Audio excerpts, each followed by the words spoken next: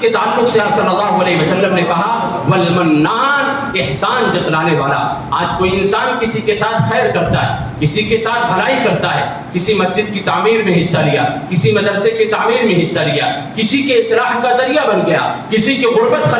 ختم کرنے کا ذریعہ بن گیا، کسی کو کوئی کاروبار کرا دیا، کسی کی شادی کرا دیا، تو اس پر احسان جتلاتا ہے، لوگوں میں تذکرہ کرتا ہے، یا یہ کہ مس یوز کرتا ہے، اس کو ایذا پہنچاتا ہے کہ تمہارے ساتھ میں نے یہ احسان کیا، تمہاری تکلیف میں کام آیا، آؤ میرا یہ کام، آؤ میری یہ ضرورت، اس ضرورت کو پوری کرو، یہ کام کرو، اسے ایذا پہنچاتا ہے۔ اللہ کے نبی صلی اللہ علیہ وسلم نے فرمایا کہ ایسے انسان کو بھی اللہ تبارک و تعالیٰ دردناک عذاب میں مبتلا کرنے والا ہے۔ نہ کلام کرے گا، نہ تزکیہ کرے گا، نہ نظر رحمت سے دیکھے گا، بلکہ اسے دردناک عذاب میں مبتلا کرے گا۔ اور احسان ہم کیوں جتلائیں؟ احسان ہم کسی پر کیوں جتلائیں؟ اللہ نے ہمیں اس قابل بنایا ہے کہ ہم کسی کی مدد کر پا رہے ہیں، اور اگر اللہ چاہے تو ہمیں اس مقام پر رکھ دے جس کی ہم مدد کر رہے ہیں۔ احسان سارا کا سارا اللہ کا ہے، مال دیا ہے اللہ نے، شہرت دی ہے اللہ نے، ہمیں اس قابل بنایا ہے اللہ نے کہ ہم کسی کی رہنمائی، کسی کی مدد، کسی کی کفالت، کسی بیوہ کی کفالت کی ذمہ داری ہم برداشت کر پا رہے ہیں۔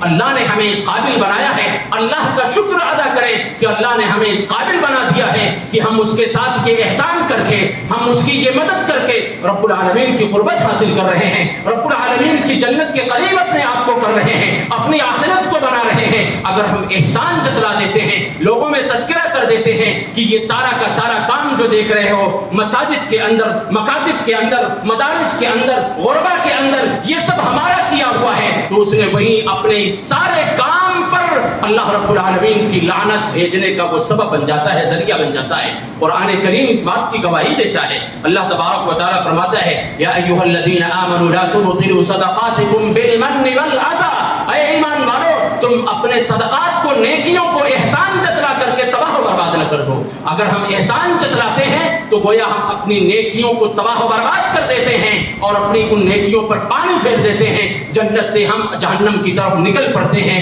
تو اللہ کے نبی صلی اللہ علیہ وسلم نے فرمایا یہ خطرناک چیز ہے کہ ایسے لوگوں سے نہ کلام کرے گا، نہ دیکھے گا، نہ ان کے گناہوں سے ان کی معافی کرے گا، دردناک عذاب میں مبتلا کرے گا۔